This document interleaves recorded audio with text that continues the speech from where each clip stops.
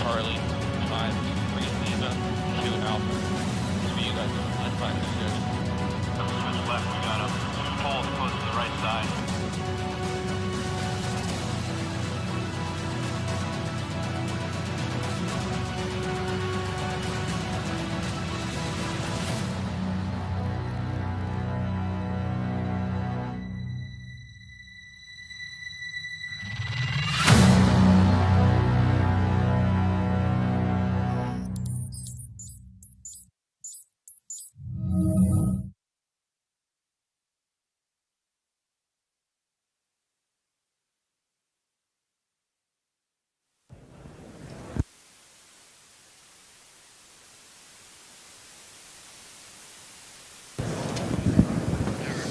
All right, well, good morning. I thought there would be like a standing ovation after that video. If that don't light your fire, then your wood's wet. Good morning. Welcome to day 2 of AUSA. Welcome to Warriors Corner. I think we have a really great panel here with some fantastic leaders from across the sort of breadth of our Army, not all aviators, and I'm pretty excited about that. So my name's Claire Gill. I'm the branch chief, about 2 months into the job. Still kind of figuring it all out, but as I see the landscape, frankly, everything that you're seeing here this week, I think everybody here sort of appreciates that we are an Army that is in transition, transformation, change, right? We're looking at the world, the global landscape, and we're watching warfare, the very nature of warfare change. The speed of technology is absolutely meteoric. And I think Army Aviation, as a member of the Combined Arms team, has a very integral, critical role to that. So welcome to Warriors Corner. All right, a couple things I just wanted to talk about, some of our fundamental core competencies. I talked about being a critical member of the Combined Arms team. We talk about CSense, strike, move, and extending the battlefield. I think the Army Aviation does that for the Army in spades.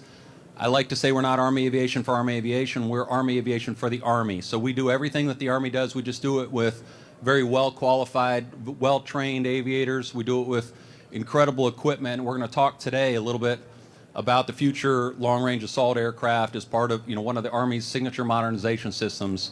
If you were here yesterday morning and heard the Secretary talk about it, she's doubled down on it. She is absolutely committed to this system, and I think it's going to change fundamentally how we operate in terms of the way it extends the battlefield, the lethality that it'll bring, the depth. We're just in a great place there. And I was talking earlier this morning about, the Huey was a pretty amazing aircraft that came online in the 1960s, and it lasted about 40 years. We're at another inflection point. The Black Hawk's about 40 years old, and now we're talking about how do we leap forward again in that technology. So additionally, I just want to highlight a couple things. We're looking at, you're going to hear about launched effects later today, or later in the presentation.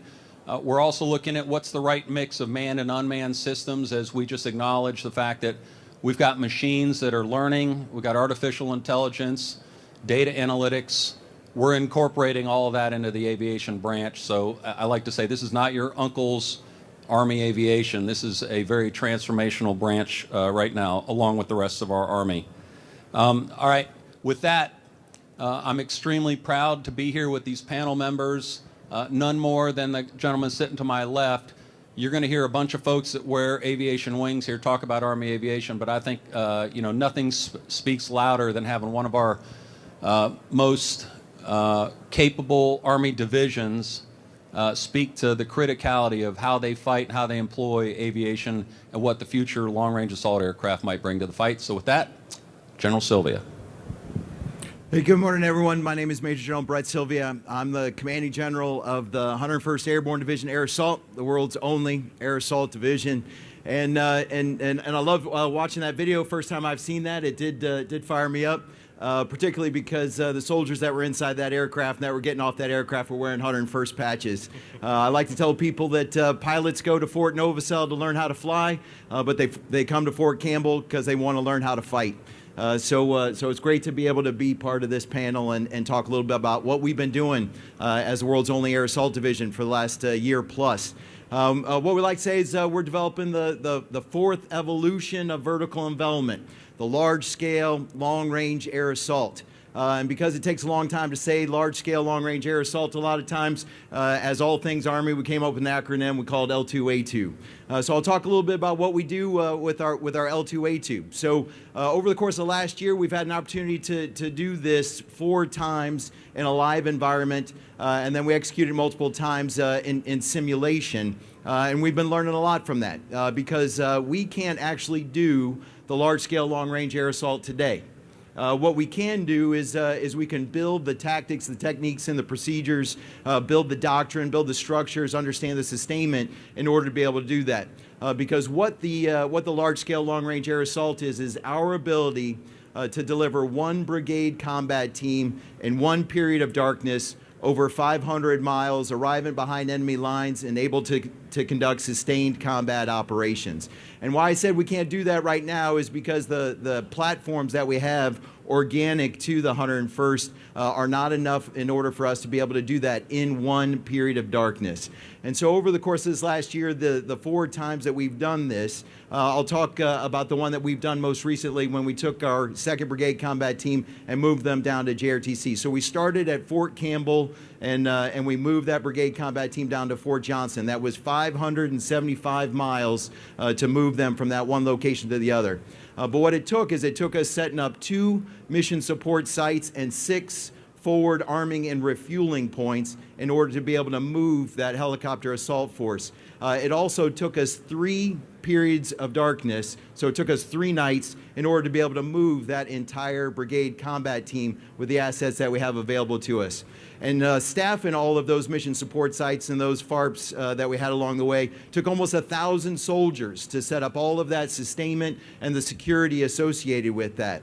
And so then when we did this in simulation, we gave ourselves what is the air assault cab. So the Army has recognized this need for us to be able to do large-scale, long-range air assault, and they are designing the air assault cab. And so that Combat Aviation Brigade is going to have 4 times the amount of heavy lift aircraft than what I have today. And we will replace all of those UH-60s. We will replace them with a future long-range assault aircraft. And when we ran that in simulation, we were able to execute that 1 brigade combat team move in 1 period of darkness. So we made our timeline. But the second thing, and probably more critical than that, was that we cut in half that sustainment and security that we needed. So we went down to 1 mission support site and only 3 forward arming and refueling points in order to be able to execute that. And I don't think I need to tell you what that does in terms of our survivability because of our speed and our lower signature when we can execute that. So as we are building over the course of the next few years this Air Assault Combat Aviation Brigade, right now we are doing the things in order to be able to build the foundation so that all we have to do is just receive the aircraft and we'll be ready to execute. So again, thanks for inviting me to be part of this. It's just a real honor to be able to be up here and talk about this. Thanks. All right, our PEO Aviation. Okay, 2 hard acts to follow, so I'll definitely keep my remarks short, but definitely appreciate the chance to be here with you all this morning. Some things that have changed in Army aviation in our portfolio and some things that have not. I'll start there. I'm not going to get into all the details of the things that changed in the aviation portfolio in the past year, but what I will tell you are the things that have changed and the ways that we're doing business today are markedly different than potentially you've seen in the past. And FLRAA is a great example of that, but I'll start at a macro level. If you look at the business approaches we're using today across the acquisition portfolio that we've got, the actual acquisition authorities that we're using and the technical approaches that we're using, those are different than they were, say, 5-10 years ago. The business approaches are much more competitive. The acquisition approaches, we're actually able to use the new authorities that Congress has provided us, and the technical approaches are really rooted on the foundation of a modular open system approach. So with that being said, FLRAA is a great example of how we're executing today. I think if you go back several years, if you go back about 10 years into the S&T portfolio, there were a lot of great ideas on how we were going to design, develop, deliver, and support these new machines that we're going to be able to field as part of the Future Vertical Lift program. FLRAA was then the joint multi-role technology demonstration program, and a lot of those TTPs for modular open system approaches and really the new air vehicle design TTPs of digital engineering and model-based systems engineering. We got some sets and reps there. And then 5 years ago, as we transitioned it to a program of record, we really looked at new ways of doing business. And so the new ways of doing business with other transaction authority approaches, using middle tier acquisition approaches, and then rapid prototyping quickly to get a capability into a major capability acquisition, that had really accelerated. If you go back and look at the historical timelines for aviation acquisition, this is absolutely an accelerated approach. But it does not sacrifice the rigor in a major program acquisition, major capability acquisition. And so for things like that technical approach, we're literally going a little slower up front to go faster later. And what does that mean? That means we've got model-based systems engineering, we've got standards and interfaces that are defined down to the individual component level. And at that level, what that'll enable us to do in the future is to bring on new capabilities faster. And that's going to be super critical for the future and for our warfighters in the future, is to bring on new survivability equipment, new lethality capabilities, new communications equipment, and we are setting that foundation today. And we had a good indicator of the success of the program back in June when the Army approved the Milestone B decision for FLRAA. Moving forward, we awarded the first option with Army Contracting Command with our partners at Bell, and then we've moved out and completed, or nearly completed, the preliminary design review, all the closure of those items with all the MOSA use cases and all the great work that the team's done to set the foundation to now start building the aircraft and getting them into flight test. Those are the next steps. They're coming up in the next couple years. We're looking forward to that, and we're looking forward to continuing the work with our partners in SOCOM that have come on board early, and our partners and allies that have come on board with project agreements that want to really be a part of the program in an early phase, so then they can understand how to get their resources aligned when we do start exporting this machine out in the 2030s. So really look forward to the discussion and the questions coming up, and I'll hand it over to my teammate. So this is General Clint Murray. He's our Med Center of Excellence CG. Go ahead, Clint. Thanks. So clearly not the pilot up in the front of the room. I used to fly planes, so maybe I get a little partial credit. I'm here to really talk about the role of FLRAA in the casualty and patient movement. If you look at large-scale combat operations, multi-domain operations, if you look at the lessons learned in Ukraine and the lessons we're starting to learn in Indo-PACOM, I think FLRAA will sort of address three big issues for us.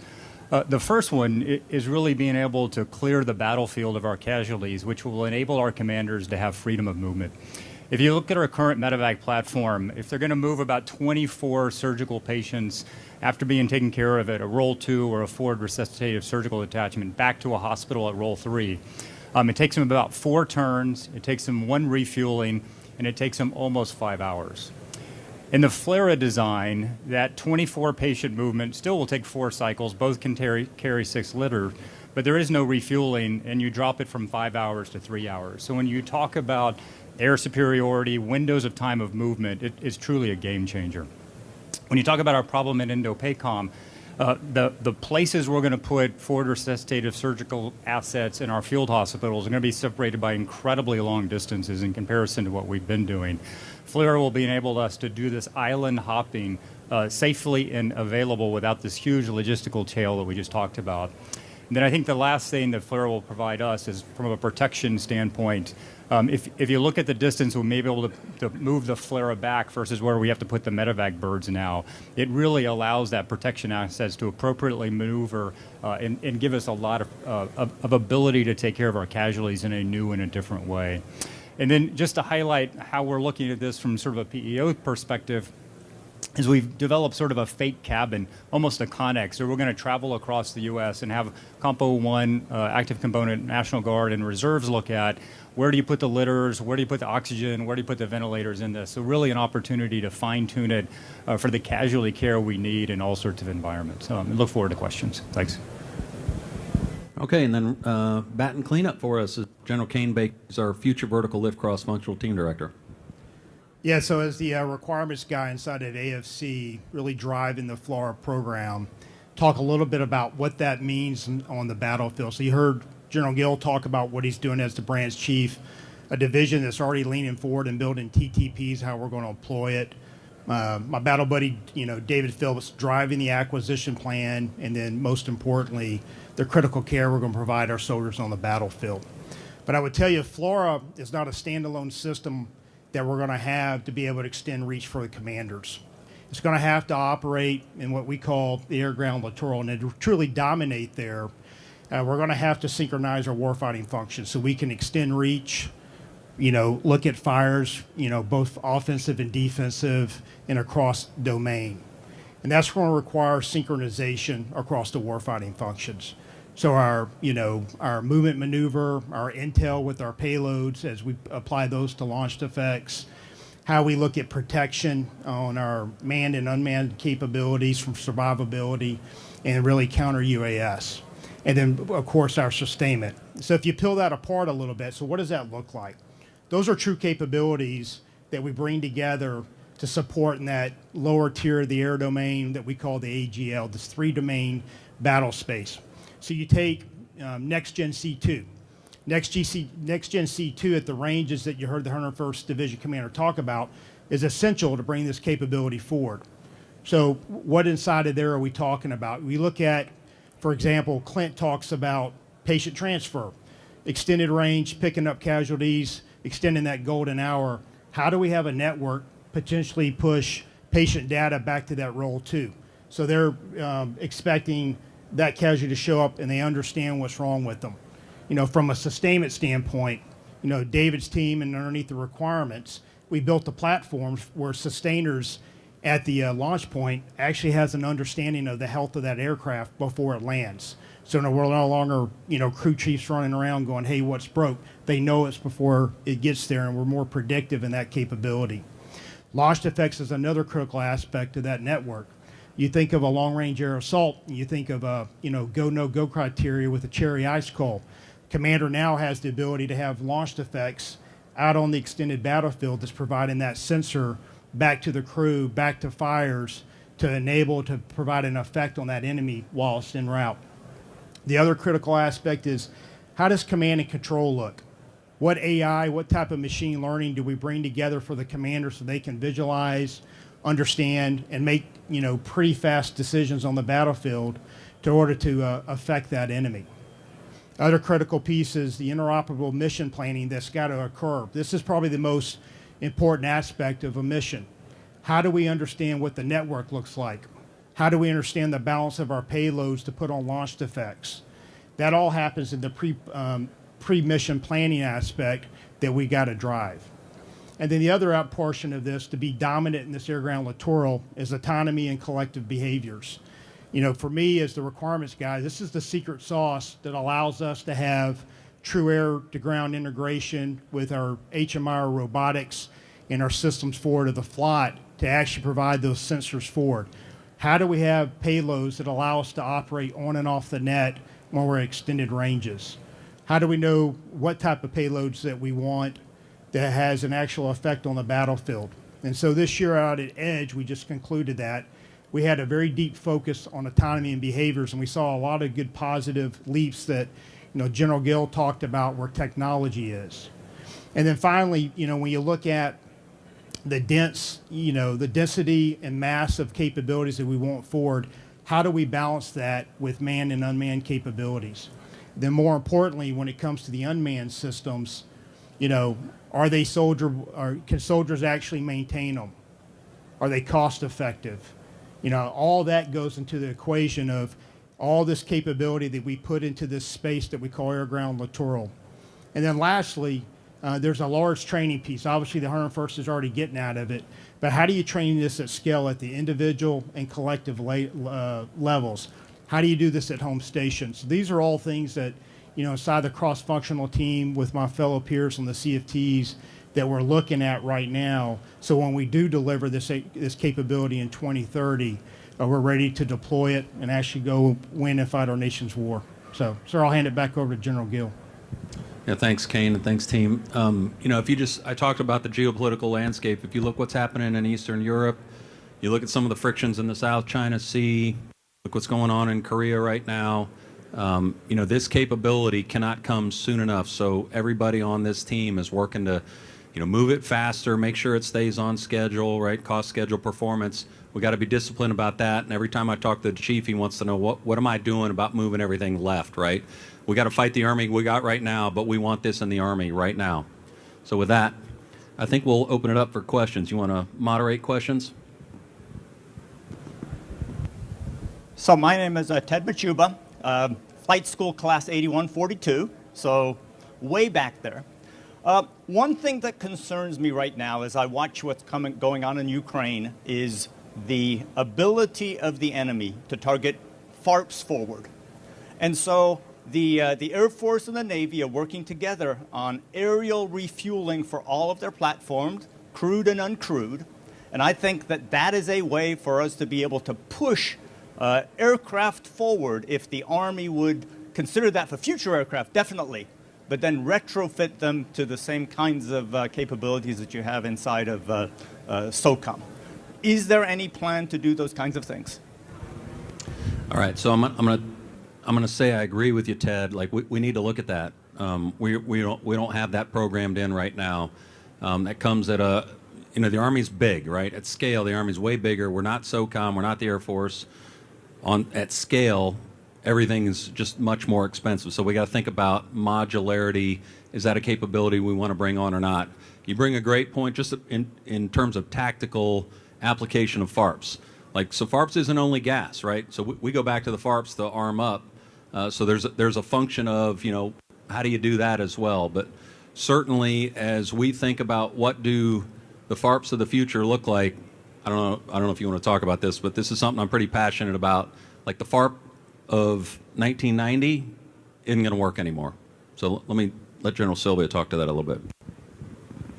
Yeah, so with the training that we've been doing, as we are looking at the design of our mission support sites and our FARPs, we are looking at how do they operate in a semi-permissive or in a non-permissive environment. And so the design of these FARPs, they have to be dispersed, distributed, much smaller. And so in one of the exercises that we did, we distributed these FARPs, and we didn't land like we traditionally do, where you take over an airfield and you park all your aircraft out there in the field. So now we are taking our aircraft, we are parking them in a very distributed manner, not on airfields. We're camouflaging the aircraft, camouflaging the FARPs out there, and then during one of our exercises, when we got done afterwards and we were talking with the opposing force commander, he said, "Hey, I had great success in finding and targeting your FARPs." And I said, "Yeah, how many did you get?" And he said, "I got 2. I said, "Did you know I had 9 out there?" And he said, "Obviously, I wasn't as good at targeting your FARPs as I thought I was." And so that's the point, is that we do have to think about how do we do these things differently. New capabilities certainly are great, but certainly I think our tactics and techniques are the things that are going to be most effective in the near term. And I think every 92 Fox in your division and every other division out there, and every 978 needs to be ready to pump aviation-grade fuel and have all the nozzles and adapters so that you can do that. So you don't just have one unit FARP an aircraft, right? It becomes a division mission.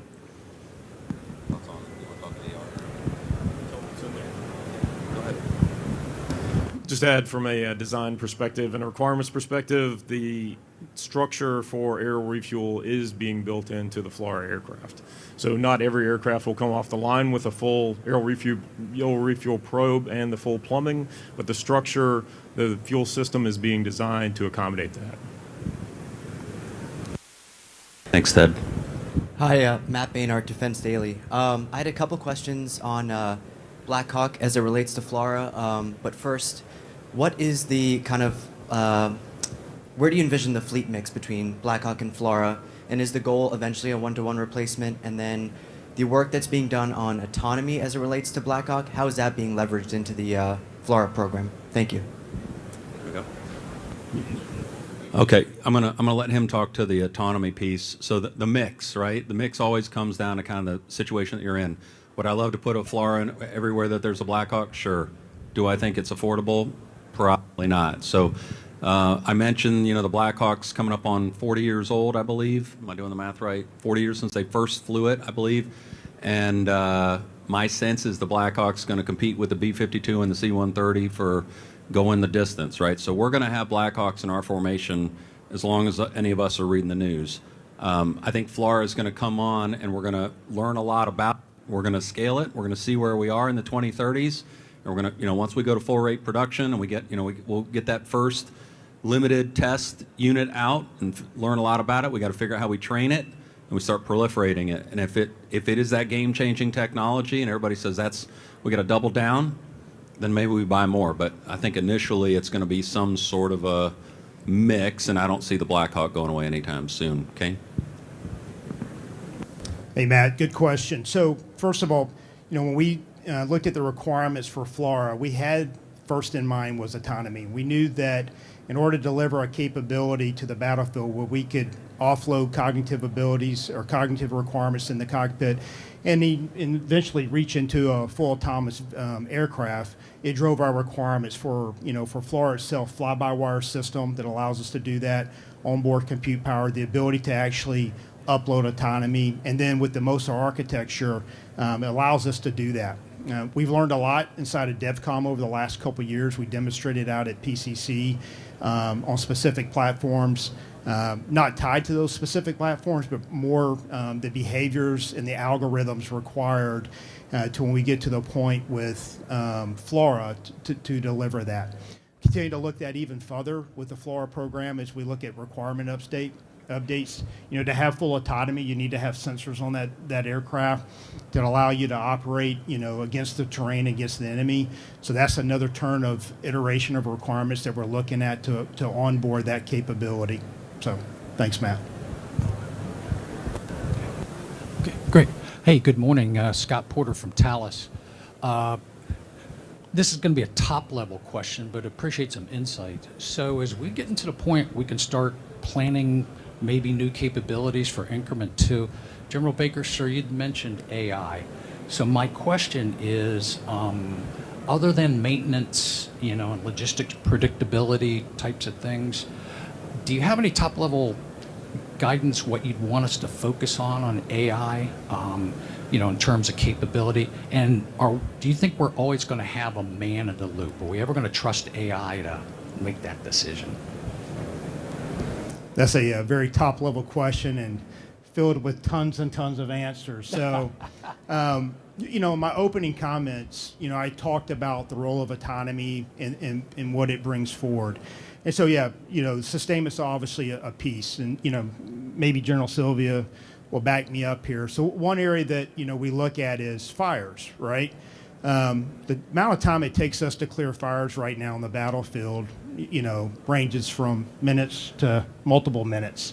We're at the point with AI that we should be able to know where a flight is, where it's at, in relation to a gun target line, and understand that immediately we can clear fires. So there's one piece that, it's more than just airspace management. It's actually tied to, the warfighting functions that I talked about. The other pieces that, we look at AI is the amount of sensors that are going to be on the battlefield. How do we bring that data into a flight, into a FLRAA flight? How do we bring that back into an operation cell? And we optimize it for the commander to understand what the battlefield is telling them. If you go into a talk today, you typically have an intel analyst looking at a TV trying to determine, hey, what am I looking at? Right, hours and hours. Well, first, we've got aided target recognition capability that shortens that kill chain. Maybe give the commander an understanding of, hey, you're looking at your most likely course of action, your most dangerous course of action. Here's now where you need to reposition your assets on the battlefield. So all of that through that machine learning and AI is really to give the commander a better understanding of how to employ their forces and then really, apply it against what they've templated so they can, actually, accomplish the mission. That help you? Yeah, thanks. Let me just speak to, he talked about this idea of cognitive offloading, right? So we know that flying aircraft is pretty intensive. We know that some of our aircraft are very intensive, right? When you're operating multiple machines and in some cases managing your aircraft and managing other aircraft, right? So we're trying to figure out how do we how do we deal with that cognitive offloading with potentially optimally or optionally manned aircraft? And so to your point, Scott, about manned versus unmanned, I think there's a continuum that's going to exist where we're going to have some things that are always manned and some things that will be just purely unmanned, and then there are some things in the middle there where we probably do need to do a little bit of an assessment. Commanders need to decide, where do I need my people and where do I want to offload that to machines. So, the one question I always ask is, would any of you go home on an airplane that didn't have a human up front, right? When we get to that day, then we can talk about going unmanned all the way. But my sense is, everybody's still, for all the reasons that are unnatural, because human or machines are very precise. They can be programmed to make all the decisions we can, but we still want that human up there. And as we live through that, I think that's when we start talking about shifting to more and more unmanned. But my sense is, as long as we have soldiers in the back, we're going to have pilots up front, and they might not be doing most of the flying, right? I mean, the airplane you go home on is going to have a human on the controls for about the first 2 minutes, and probably a human on the controls at the last 2 minutes. The rest of the time, you're being flown by the machine and just somebody looking at it. Hi, Dan Shear from Inside Defense. Can you all talk about the recent visit that you all had to the 25th CAB? I know that soldiers had given some feedback on the a mock-up of the cabin, and how will that feedback be incorporated into the design? Do any changes need to be made, and what's the current date for the critical design review? Yeah, that's a great question, Dan. So we had a great event out there at the 25th and it was a culminating event of multiple design iterations of the cabin. Let me take it one notch above that, though, to start with. Probably for the past 5 to 10 years, we've had a lot of soldiers involved in all of the touch points along the way. And that design feedback from soldiers that are carrying their rucksacks in and having to sit in the seats for a long period of time, the folks in the front, the crews giving feedback to the actual cockpit design, those are super critical events. And those events have been informative not just to the requirements, but to the system specs. And then most recently, out at the 25th, we were talking about actual cockpit and cabin configuration of the seats in the aircraft. So with full kit, with full sets of mission equipment in the back of the aircraft, we wanted to make sure that everyone could fit, and not only fit out into the aircraft, but get out of the aircraft safely. Out of the aircraft safely is important. And then to your point about how does this feed into the design reviews, as we just finished the preliminary design review, we still have the opportunity to build it in for the critical design review, which we're shooting for next summer. So really that'll be the culminating event before we start really building out the drawings and the design packages to be able to build those first prototype aircraft. So it's an iterative event. And then I'll add one additional piece that we learned. It was super informative for us to have the opportunity for Army pilots to fly the demonstrators back before we put the demonstrators away and we down selected to Bell. We had a lot of great information come in from there, and it informed to things like power margin and things like flight control configurations and those kind of things. So a lot of great inputs from soldiers all throughout the process. We don't see that stopping going forward. We see soldiers being involved all through the build process, so they'll be familiar with the build. They'll be familiar with how to maintain the aircraft. And then when we get it out to the limited user test, it'll be the culminating event there before we go to low rate initial production. Okay, I think that's it. We got time for one more? One more. Hi, Peter Felsted from European Security and Defence magazine. Over the last couple of days, I've heard an awful lot about launched effects, both from Black Hawk and also FLRAA. And it kind of seemed to me that maybe you didn't really need the FARA platform, given what you have in terms of future capability and launch effects. Are you confident that you can close that gap and you have everything you need with the platforms you have now, and you're never really going to miss that particular platform? Peter, with the loaded question to close us out, trying to get me in hot water here. The FARA was more than just a helicopter, right? So, I mean, we have helicopters. What the FARA was bringing was, what it did in the ecosystem and its role in terms of managing data and all. So I think that's probably for General Baker. I mean, would we have liked to have had FARA? Sure. Did the Army senior leaders look at it and say, given the current environment of the world, the geopolitical situation, what we're seeing with technology and unmanned systems, and the fiscal sort of constraints that we have, they made a tough call, right? And we're going to make other tough calls. Like You know, just because we start a program doesn't mean we're going to finish it. Sometimes we're going to cut it because it's not performing. Sometimes we're going to cut it because of a range of other factors. Would we have loved to seen that in the fleet? Sure. That's water under the bridge. We're not looking backwards. Now we're trying to figure out how do we fight the capabilities that it would bring with the things that we have and the things that we're going to bring online. So, Ken, you want to talk about the ecosystem?